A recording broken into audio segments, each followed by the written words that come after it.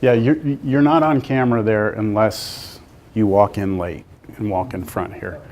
Okay, so let me establish a few things. My name is Robert DiGiovanni. I'm a full-time instructor here. I've been teaching here for a long time. Before all these buildings were built, I was here. So that's a good thing for you because I'm not a part-time adjunct faculty that I have a full-time job and I come here and teach one class. So I'm available to you in office hours. You know, I'm on campus all the time. So that's a good thing if you need help. Since a lot of you, this is first time in college, I'm going to explain to you a lot of the details. I record all my classes. Okay, so that camera is going to be in here every single day. I have to set it up, take it down. And then what I'll do is I'll post all the videos on YouTube, and I'll show you how to get to those. They'll be posted usually the same day, and it takes a little while for them to render. And you can go back and watch. You know, you don't have to focus too much on writing everything down that I say necessarily. So hopefully that'll work out good. Do you want to sit down somewhere, or are you okay there? There's one right here. Here, you can come around here. You'll be on camera though, so I'll block you. I'll block you. All right, so that's how I'm going to use the technology in the classroom. Now you still have to come to class. All right, I take attendance, so I'll be passing around this sheet. You're going to find your name. You're going to find the date. You're going to initial, and you'll do that every day. All right. And how many absences can you have? Anybody know? 2. That'd be nice. 4. 4 is it. That's all you get. So I'm going to go through the syllabus. So if you could shift your attention to the board behind you here. I don't like investing time in the syllabus, but we need to make sure, especially since a lot of you, this is your first time in college. How many of you, this is your first time in college, this is the first class that you've gone to? Like this one right now is your first day. Okay. All right, so some of you have been initiated already.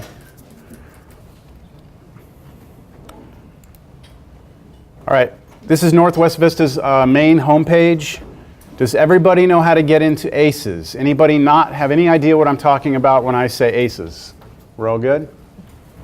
Okay, so you're going to go ahead and log on here. And this, what I'm about to tell you and where I'm going to take you applies to all of the classes that you're taking here. Okay? To get to your course, you go in here, you click on My Courses, and you select Fall 2016, and then you pick your class. Now, this is my schedule. I know that's kind of hard to see. So this is the only, college algebra is like the only class that I'm doing other than a calculus class. So this is like my class where I can actually just relax, and we're going to have some, I'm not going to say fun. I'm not going to promise you fun in here, but I can tell you it's not going to be stressful, hopefully, all right? So you select the little home icon there on college algebra. Let's see, there's like one more seat over here. We'll have to, I don't know how we're going to do this. Yes? I went to this class. Okay. I was 337 and told me to come here for liberal arts. Nope, this is not liberal arts math. Like I said, come here. They said, come this room. There's a paper that said come here. 307. Are you changing courses over to this? You want to stay in that liberal arts math? This is not the right classroom. All right. Yeah, where did you go and they told you that? I went to the regular classroom and it said to come here. Go to the math department, which is room 213. Go ahead. All right. Unless you want to just stay. Yeah. Okay, so this is the home page for our course. How many of you have been here already? Yes, I'm sorry to bore you. All right. We have a class packet. You do not have to buy a textbook for this class. All right. That's good news, I guess, because it's pretty cheap at the bookstore. How much is it? It's like $15 instead of like $100-something book. If you do not want to buy it at the bookstore, you can actually download it here as a PDF file and you can print it off. But I believe it's 100-something pages, so you know, as long as you have a printer that's capable of that and then go ahead and do that. And you can put it in a binder if you'd like. This is what most people do. I think the one at the bookstore is already hole punched for you. So you just throw it into a binder. And this is what we're going to use, the whole class. All your homework is in here. Everything I'm going to talk about is in here. This is the whole class. Got it? So that's where it says class packet. You can click on that and download it. Then we have a schedule. I'm going to go ahead and open that up. The schedule is pretty important because it's going to show you day by day. Uh-oh. What? I can't open a PDF.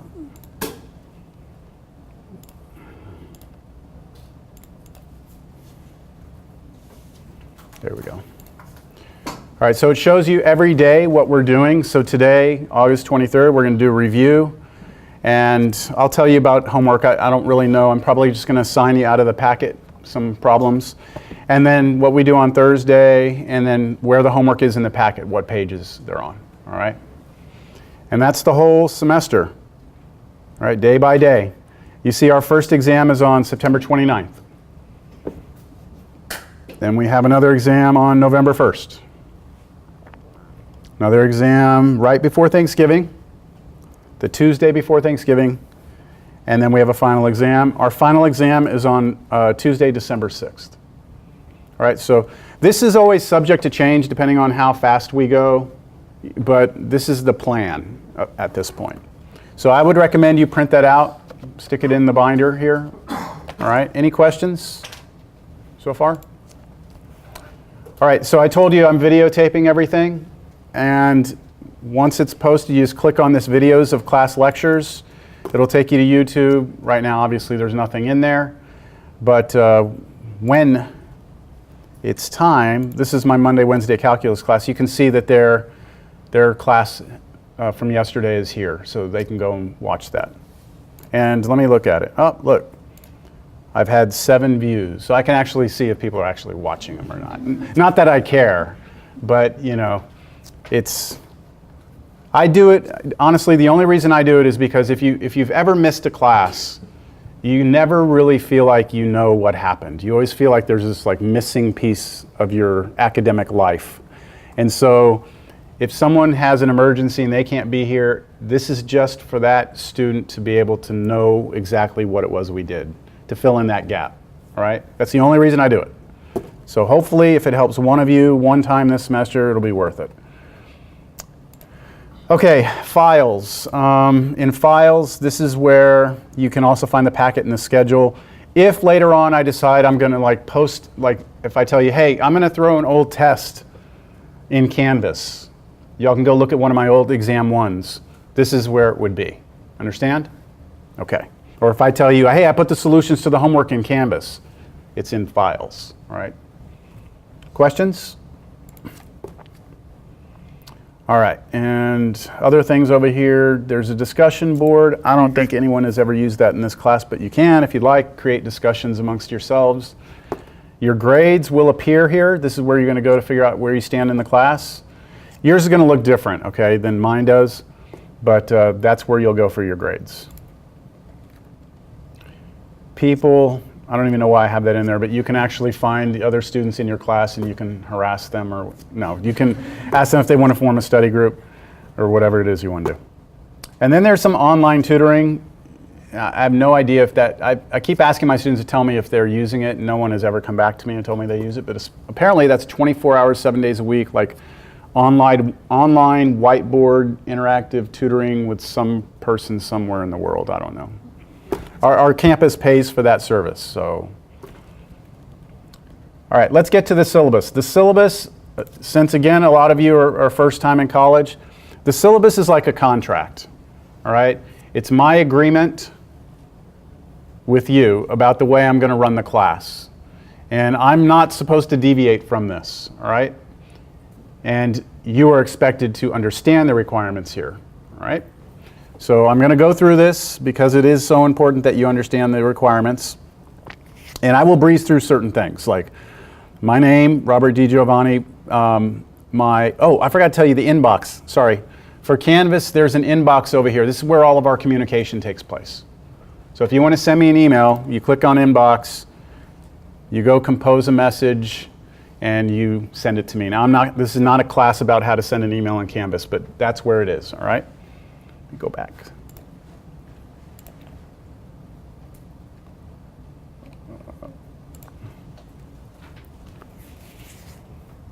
All right, so I provide you with my cell phone number. Here it is. Now, I do that mainly because I have internet courses that I teach, and I provide them my cell phone number, so I may as well provide you my cell phone number. The big thing is, you know, if you ever run into an issue where you're stuck on something, you're doing homework, and you're just kind of like hung up, and you don't have anywhere else to turn, you can text me. I mean, to me, that's part of my job. That's okay. I do ask that you do a couple of things. Make sure you tell me who you are. Put your name in there, at least in that first text, so I can at least scroll back up later and see who you are. And then put what class you're in. So, you know, this is Joe Blow from Math 1314, right? And then whatever you want to do. You can send me a text. You can also take a picture, like if you're working on something and you worked it out, but you're not getting the answer that the solution says it should be. You can take a picture and text that to me. And I should be able to reply to you with something pretty quickly, all right?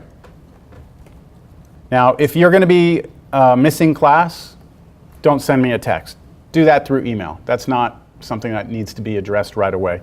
If you miss class, I just ask that you try and let me know beforehand. Don't wait till the next day unless you were incapacitated or something.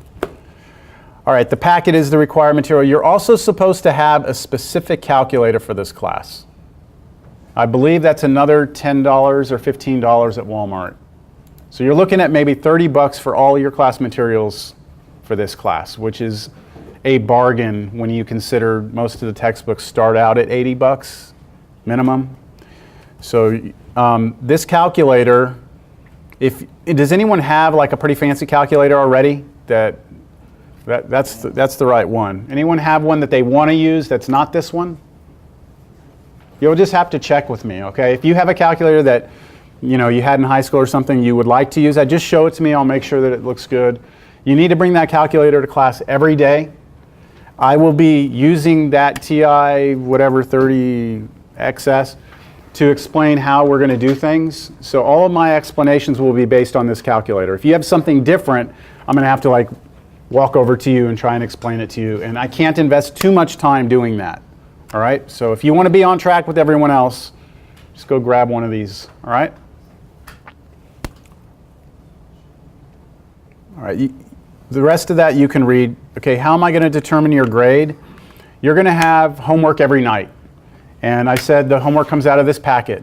I expect that you're going to do that homework. Do not try and squeeze your homework answers into here. Okay, there's not enough room for you to do all the work in here. So I recommend just starting a different tab, maybe in the back or something, and just have your paper back there, and just have two sections, the packet and then your homework, and bring that every single day. I may not check it every day, but I may do a check, I want to see this week's homework and last week's homework, and you have to have it all there. I could count that as a quiz grade. You could have a quiz where it's just like, all right, everyone take out a piece of paper, beginning of class, let's do a problem. Or it could be, hey, everyone, you can work in groups. Here's a problem, this is a quiz grade. It could be attendance. Hey, it looks like people are missing. I'll give everyone 100 for a quiz for being here today. It can be anything, really, okay? Just expect that. A quiz can come in any form at any point in time. You could have 2 quizzes in one day. It doesn't matter. There's no rhyme or reason to it, all right? That will be 15% of your grade, quizzes and homework. The homework, the expectation is that whatever I assign tonight, you would have completed by the next class. Not next week, okay? The next class, you should have already had that behind you. I will always start class with questions on homework. If you have questions, I'll answer them. If it looks like it's going to take too long for me to explain it, I'll say that's something we're going to have to talk about outside of class. Did I put my office hours in here? I didn't mention my office hours. When can you get help? If you want to come get help from me, all right? Now you can always go to the tutoring lab, which is right across the hall. But if you want help from me, which is usually best to get it from me because I'm showing you a certain way in here, and it might be different than the way a tutor does it, and that's just the nature of math. I'm available in my office for 2 hours before this class. So from 9 o'clock to 11, I'm just sitting there, surfing the web and, I'm just sitting there waiting for students to come in and ask for help. So you're free to come in. You don't have to let me know you're coming. I do appreciate it if you let me know ahead of time. You don't have to though, all right? And then after this class, I have a calculus class, so I don't have any time right after this. And I believe, let me see, Tuesday, Thursday. Yeah, that's all I have on Tuesday, Thursday. On Mondays and Wednesdays, I'm there from 9 to 11, but I'm also there from 1 to 2:30. So if those times don't work for you, you can make an appointment with me. We can work something out if you really need to get together with me. All right, so homework, quizzes, exams. You'll have a total of 4 exams, 3 exams and a final. And they're 20% each except for the final. The final is 25%, and it is comprehensive, meaning that it will encompass the entire course, but trust me, it's not like I take exam 1, 2, and 3 and just put them all together and make this 300 problem test. You know what I'm saying? It's a trimmed down version of the essential concepts from exam 1, 2, and 3. All right? Attendance. So we take attendance every day. 4 absences. After that, you don't even have to tell me why you're not here, okay? 4 times, I'm not going to ask. You don't have to tell me. After that, I can drop you from the class. And that's it.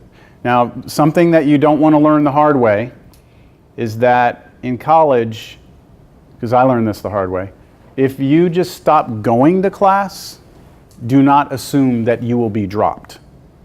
All right? What will happen, and this will happen in this class too, is if you just stop coming, at the end of the semester, you're going to be on my roster, it's going to ask for a grade. And the only grade I can give you is what you've earned, and it'll be an F. So you don't want that on your transcript, right? You don't want Fs in your transcript that's going to affect your GPA. So just like you took the time to enroll in the class, if you don't want to be here anymore, you need to take the time to unenroll, to drop the course. All right? Now you can just email me and say, I'd like for you to drop me from the course. That is okay, that's official, we accept that, but it has to be done by the drop date, which I'll show you when the drop date is. But 4 absence, oh, I forgot to change this. Oops, this is 2. It's actually 4. That was for my summer class, I apologize. It's 4 classes in a traditional semester. All right?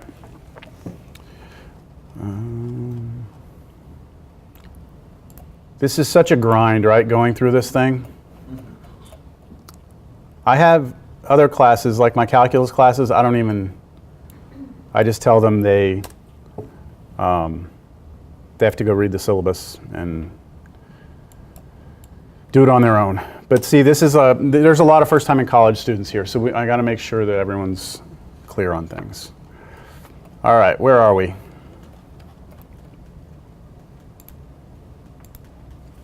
I'm almost done with this, all right? 6 drop rule. This is a Texas law. If you're going to a public institution, which this is a public institution, you're allowed to drop 6 courses, no questions. Okay? You drop the class, that's fine. If you drop 6, after your 6th drop, then you start paying out-of-state tuition. All right? Now, this is supposed to prevent people from going to college, getting financial aid, and not even going to class. And so they allow you to drop 6 times, and then at some point, you're going to suffer because you're going to have to pay a lot of money to go to college. A lot more. Out-of-state tuition's a lot higher. Okay, tutoring. There's 2 labs for tutoring. There's room 308 and 316. They're totally different places.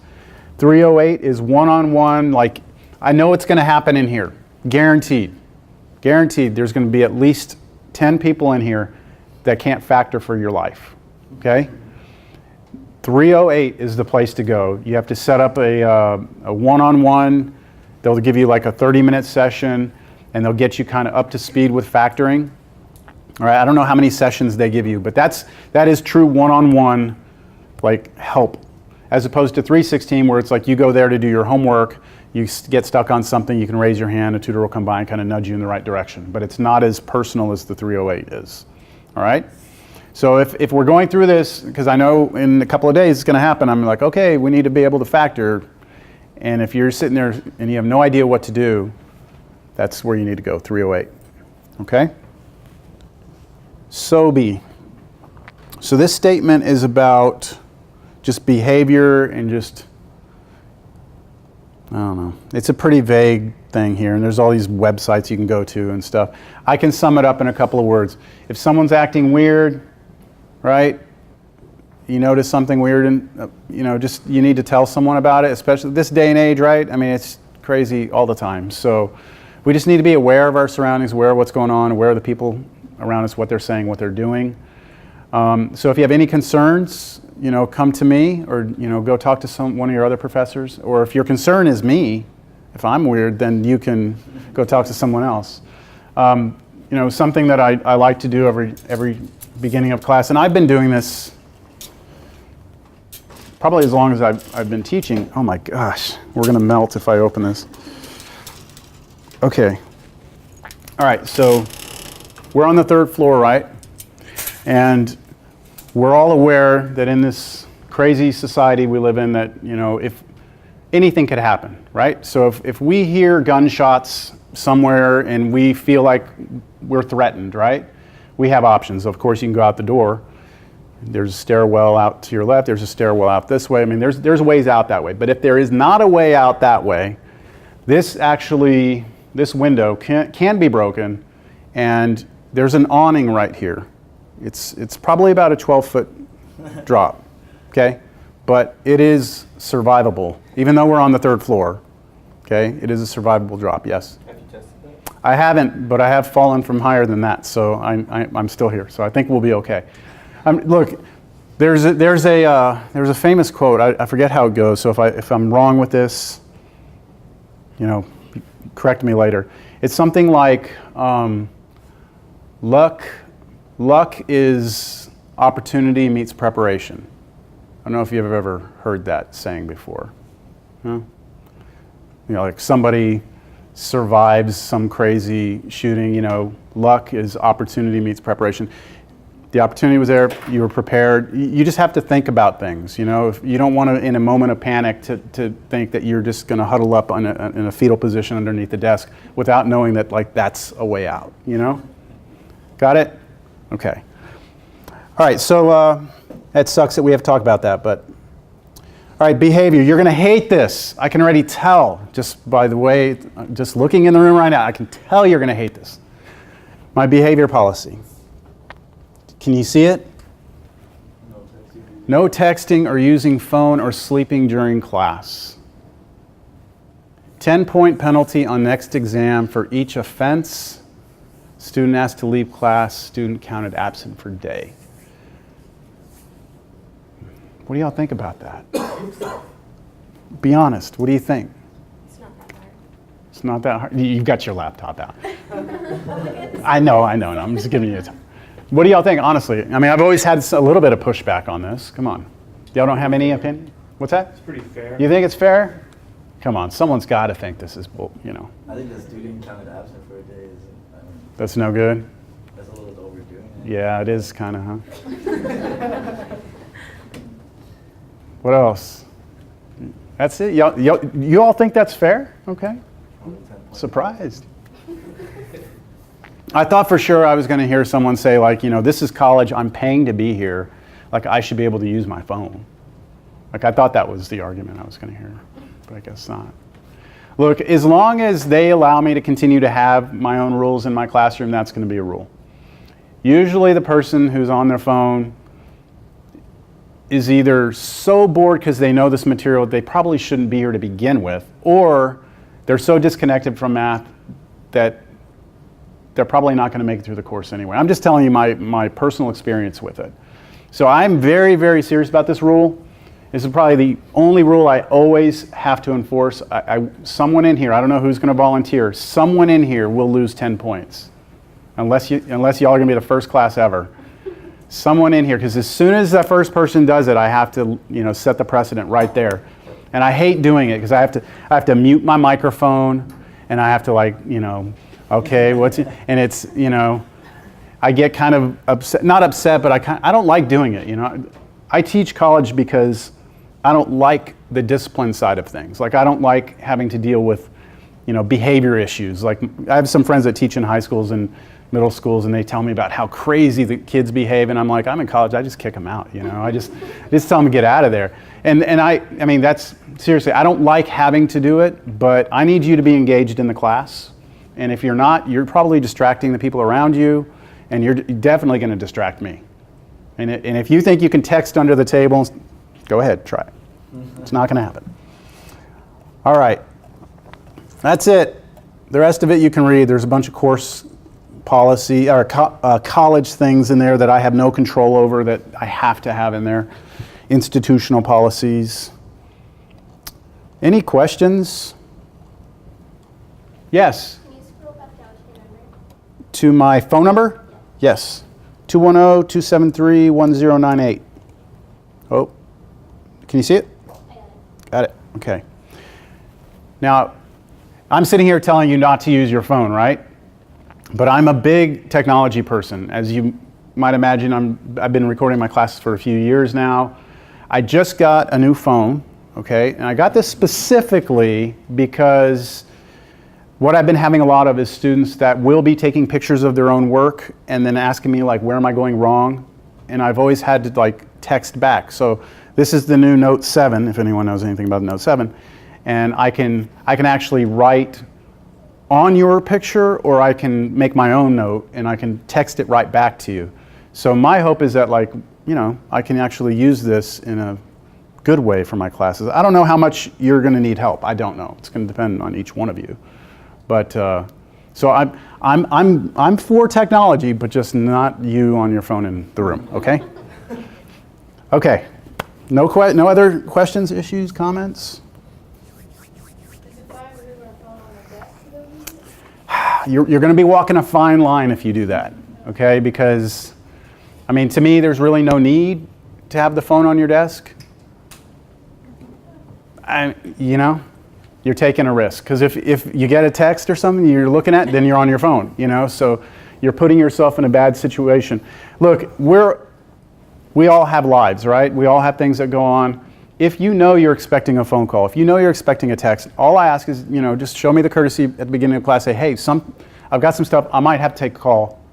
That's fine with me. That makes me feel better, but take it outside, don't be answering, hey, hold on, let me go outside, just get out of the room, go take care of your business in the hallway, come back in. I don't mind if you leave and come back.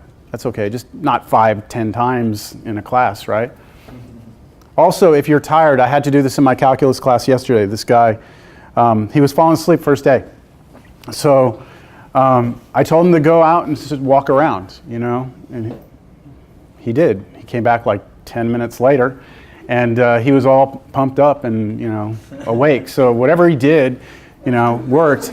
So if you are at that point where you're getting that nodding, where you can't control it, just get up, go sleep on a thing out there for 10 minutes, or go walk up and down the stairs for a while, come back.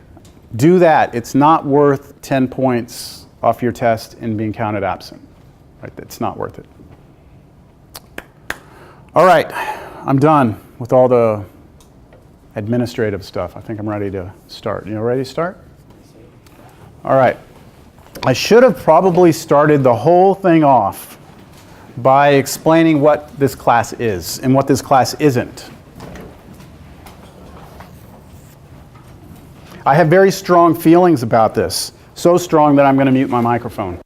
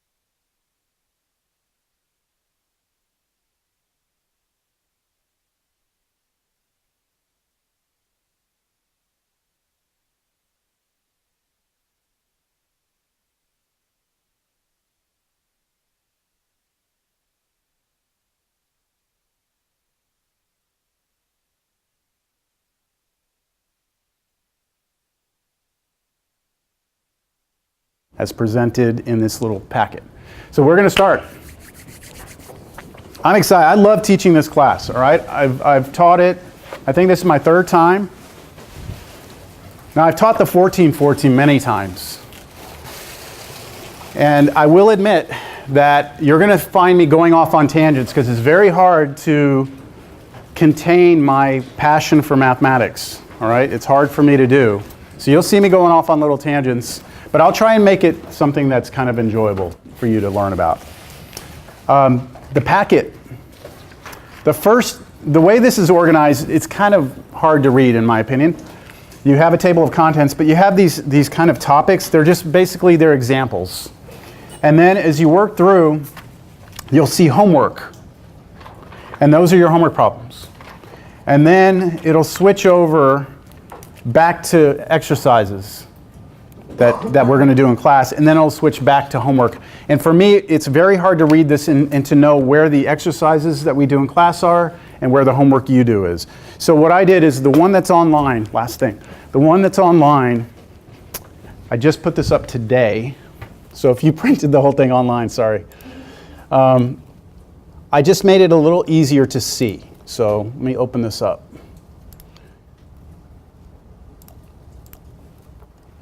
So here's the packet. Come on. Table of contents. Okay, those are the problems I'm going to do in class. And let me see if you can tell when I get to homework. Well, it said homework. But all the homework problems I changed online, they're all in bold. Okay, can you tell they're bolded? And so that way, if you use this one, you print that one out, it'll be easier for you to find the homework problems as you're flipping through. If you don't have that and you bought the packet, no big deal. All right? All right, so I'm going to go through and I'm going to work examples on the board. And I'm going to kind of fill in the concepts that you need to do these examples as we go. And a lot of that is going to be dependent upon you. Like if you don't understand how I did something, you're going to have to let me know. All right? That means you have to communicate with me, which means you might have to embarrass yourself. If you're one of those people who like gets embarrassed, you might have to embarrass yourself. And now if I'm not getting any participation, if people aren't actually engaging me when I turn around and say any questions, if everyone's just like that, then what we'll do is I'll have you have name tags on your desk, and we'll just start going around, and I'll just start calling people out randomly and get you engaged, which we can do that. It's kind of fun. We get to know each other. All right, multiplying and dividing fractions. That's where we're going to start. This is review, by the way. The first week, this should all be review. All right, this is stuff I assume you've seen, and we're just going to get our math brains working again. Multiplying and dividing fractions. And I can already feel myself going off on a tangent here. Do you remember when you learned numbers in the very beginning, little kid? What was the first thing you learned to do with numbers? Add them, right? And then you subtracted them. Then you multiplied and then you divided. When it comes to fractions, we always like to talk about multiplying and dividing them before we talk about adding and subtracting them. Why? Harder. What's harder? So yeah, let's talk about what is harder. Is it harder to add fractions and subtract fractions, or is it harder to multiply and divide fractions? Add and subtract is harder? Yes. Adding and subtracting fractions is harder than multiplying and dividing fractions because what do you have to have in order to add two fractions together? The same denominator. You have to get a common denominator. People hate fractions, right? But the multiplying and dividing, that's the one that's pretty straightforward, right? So that's where we always like to start. So we're just going to take an example here. 4 over 9 times 3 over 16. Now when you multiply two fractions together, what do? Why is it so much easier than adding? I just multiply straight across, right? I go 4 times 3, and then I do 9 times 16. And you're allowed to have a calculator. So if you don't know what 9 times 16 is, and you're, okay? This is math 1314. We don't have to be, there's no shame. We've got the calculator, all right? We're allowed to have it. We're going to use it. So what do we get across the top here? 4 times 3, 12, and then, oof,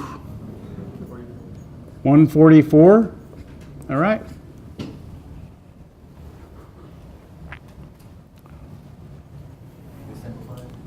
Yeah, so there's a problem here because we always want our fractions to be reduced. We want them to be in their lowest forms. Just like if I wrote the fraction 5 over 10, we would all know that that's the same as 1/2, right? And the way we do that is we say, okay, can we find a number that goes into both of these? Well, 5 goes into 5, 5 goes into 10. 5 goes into 5 one time, 5 goes into 10 twice, right? And so this is reducing a fraction. We need to see if we can reduce this. Can we? Yeah, you have to think about a number that goes into both 12 and 144. 12, someone could say 2, right? 2 goes into both those. And if you do 2 into each of these, then you look at that answer and see if you can keep going. Eventually you get down to this becoming what? 1 over 12? Okay. Now, we could have gotten to 1 over 12 a little bit easier had we done a little something here first. So when we have multiplication, and only when we have multiplication, we can look for the canceling here first. So can you think of a number that goes into 4 and 9? No? Something goes into 3 and 16? Both of them? No? But how about 4 and 16? 4 goes into 4, 4 goes into 16, right? So you could do like 4 goes into 4 one time, 4 goes into 16 4 times. And then what about the 3 and the 9? 3 goes into 3 once, and 3 goes into 9 3 times. And so really, if we rewrite everything here, we have 1 over 3 times 1 over 4. And then if we multiply straight across, we get 1 over 12, right? Same result. You should be comfortable doing it both ways. But I just want to point out that there were 2 different paths to the same answer. Any questions? No?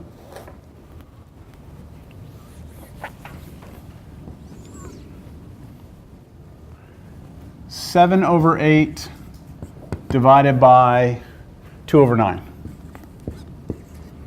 Now this is that old school division symbol, isn't it?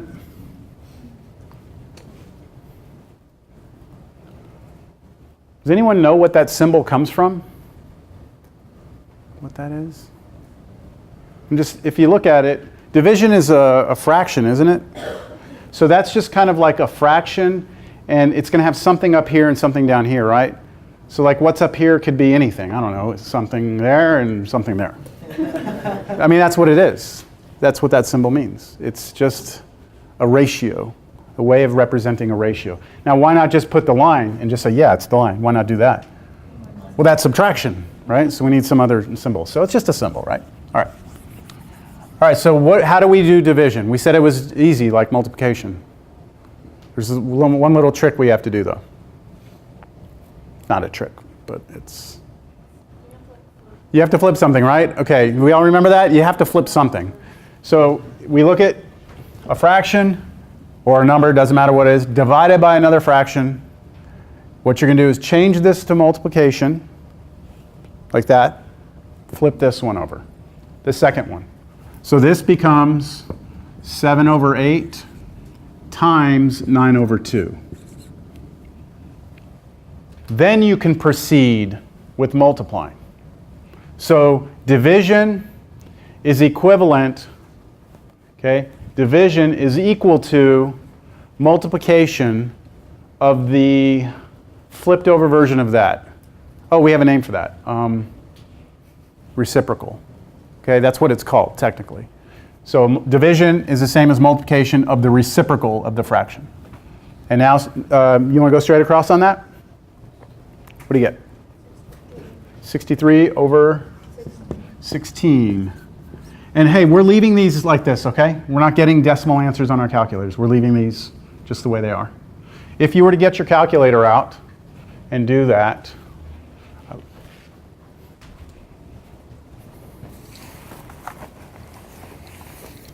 I have a different calculator. What would this be?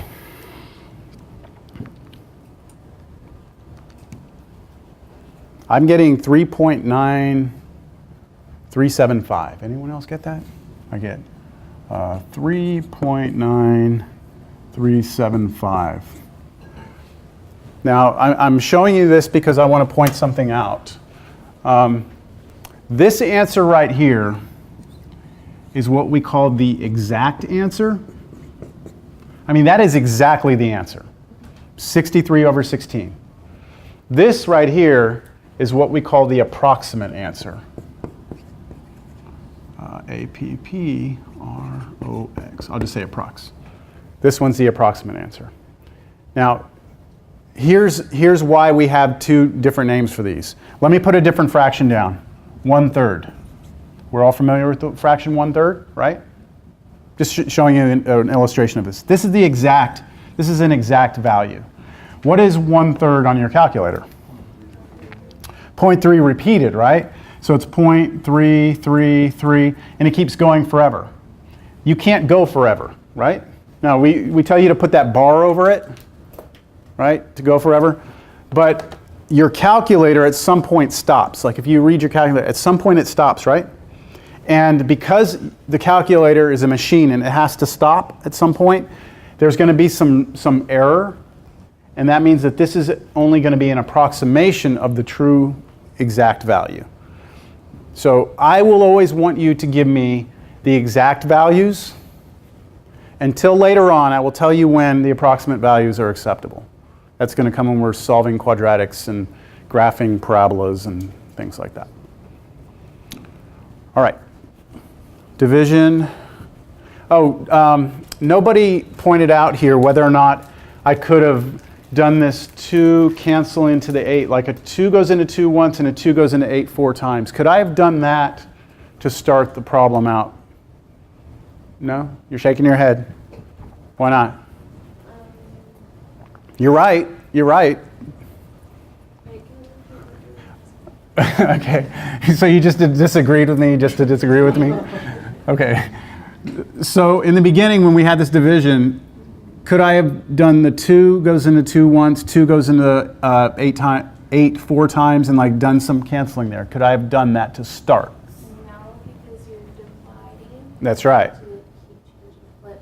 You have to flip it first, okay? So you cannot do that little thing here, like we did here, until it's flipped. Once it's flipped, then you can do it. But nothing happens when we do it here, right? Once it's flipped, the 2 doesn't go in 7, 9, and 8. There's nothing we could have done. So that's a mistake I see. Some people try and cancel that out too soon. So it's only when you multiply? Only when you multiply can you do the canceling out. Yep. All right. Let's try one of these. I'm just going to write. I'm not even going to say what that is. I'm just going to write it. And then I'm going to ask for a volunteer to tell me what that, like say that for me. Well,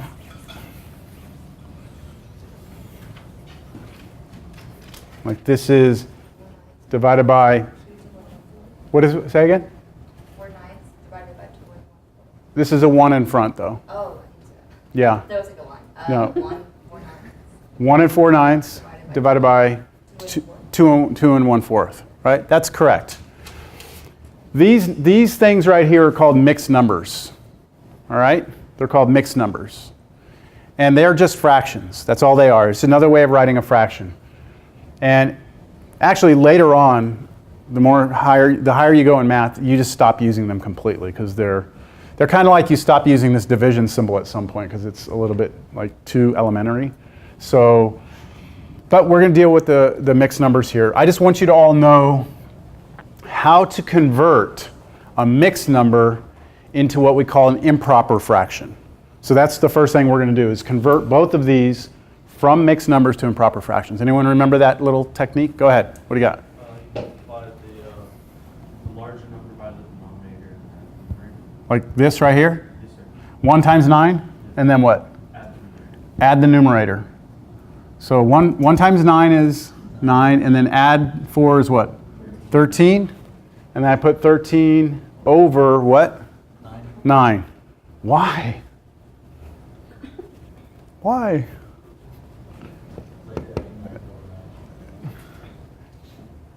Yes, that's exactly what it is. Okay, so I would like to explain it, all right? Because most of us have been doing this for years and years and years without actually even knowing why it is we're doing what we're doing.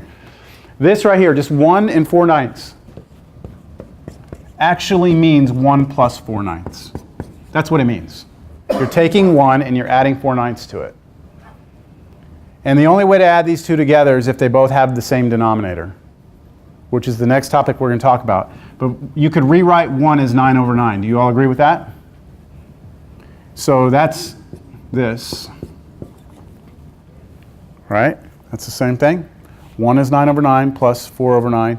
When we add these together, since they have the same denominator, we just add the numerators up. 9 plus 4, 13, over the common denominator, which is 9, which is this answer, right? So this right here, this thing you did, is just a shortcut so we don't have to do that, avoiding having to mess with fractions. What is this going to be? 2 1/4 converted over to an improper fraction. We call these improper fractions. 9/4. So 2 times 4, 8, add 1, 9. 9 over the common or this denominator, 4. Ooh, cancel the 9s? No, I've got to flip first, right? So flip it. Multiplication instead of division. 4 over 9. I don't see any cleaning up. I think we're just going to have to go straight across on this. What do we have? 52 over 81. And that should be as reduced as possible. The reason I know that that's reduced is because if this did reduce, then something over here would have reduced. Like I would have had a 2 goes into both of these, or something would have happened here if that was going to reduce later. All right. Good, good. All right, we're going to bring up some word problems now. Oh, we didn't do addition. Sorry, we got to do addition. Forgot the addition. So the first fraction we're going to add and subtract.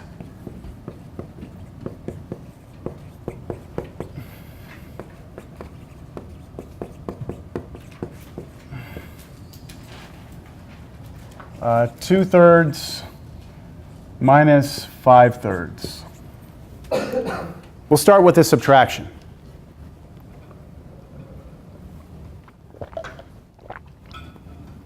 If you're subtracting two fractions, you must have the same denominator, which we do.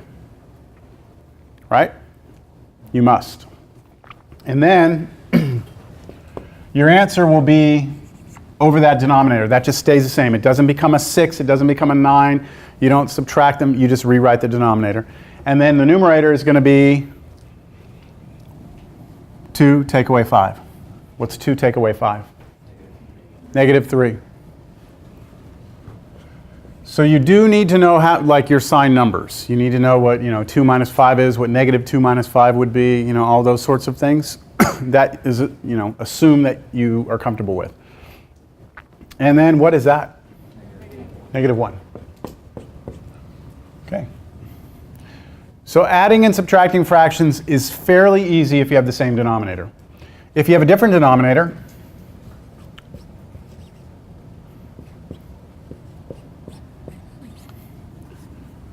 (3/8) plus 4/5,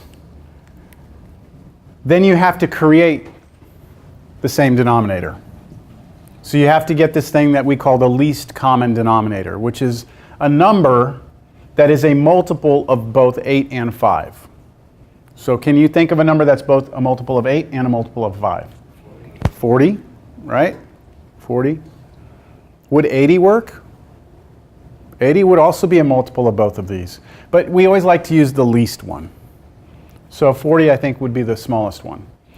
So if I know that the least common denominator is going to be 40, what do I do with that? Like, how am I going to use that 40 here? 25 factors of 40. Find common, well, I don't know if we need to actually factor out 40. Like, I mean, we know that it's 8 and 5, right? But how is that 40 going to come into play? Go ahead. Don't you have to multiply by 5? Yeah, you want to turn that 8 into a 40, right? That's what you want to do. So to do it, the only thing you're allowed to do is multiply this by 1. But the way we write that 1 is going to be tricky. How do we write the 1? 5 over 5. And that will turn that into a 40 on the bottom. So I'm just showing you what's happening here. We're not just, it's not magic, it's just trickiness. Okay, so that's going to be the same equivalent fraction. Multiplying by 5 on the bottom and the top.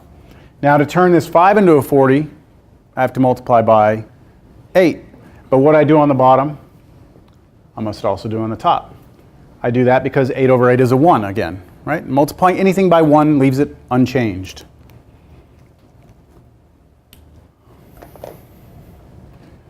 So this right here and this right here are two new multiplication problems. Multiply this together, what do you get?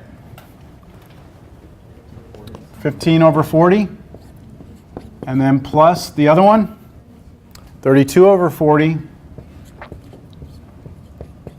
And now you can add them together because they have the same denominator. So we put 40 on the bottom, and what's my numerator going to be? 47. 47 40ths.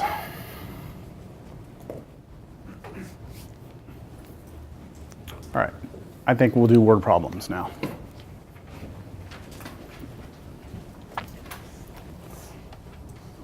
I know this might be a grind, okay? It's the first day, review material. Try and make this a little bigger. Is that too big? There we go. Let's take a look at number 1. I hope you can read that. Dolores sold candy.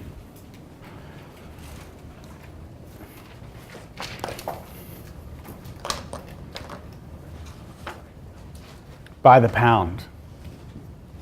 The first person who came into her store bought 2 1/4 pounds of gumdrops. The second person who came into the store bought 5 3/4 pounds of jelly beans. How many pounds of candy did Dolores sell to her first 2 customers? So what are we going to need to do here? Add. What are we going to add? 2 1/4, and add that to 5 3/4. Okay, go ahead. Do it. See what you get. Raise your hand when you have it. I want the exact answer, not the approximate decimal. I'm just going to come by and take a look. What you got?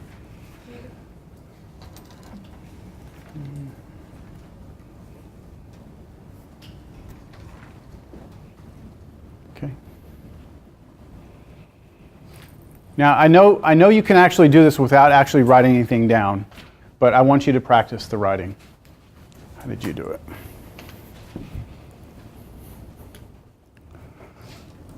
Yes, that's what I'm saying. You can do it without writing anything down, but you should practice the converting, because this one's pretty, 5 and 2 is 7, 3/4 and 1/4 is 1. So, but try it with the fractions. Yeah, yep, good. 32 over 4 though. What's 32 over 4? It reduces down. If you need a hand, if you need help, let me know.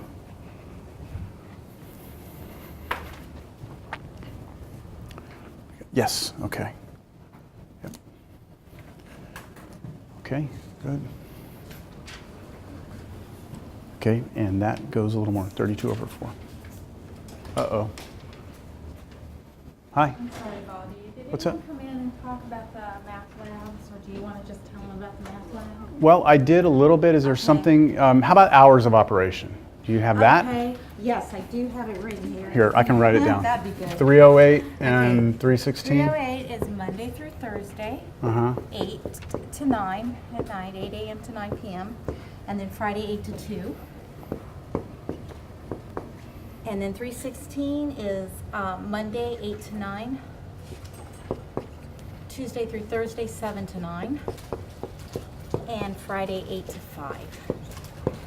Perfect. Okay. That should be good. I explained the differences and we're good. Okay, thank you. Okay, have a good day. Okay, so remember, the 308 is the one-on-one tutoring that you can get, the face-to-face, get you caught up on factoring sort of thing.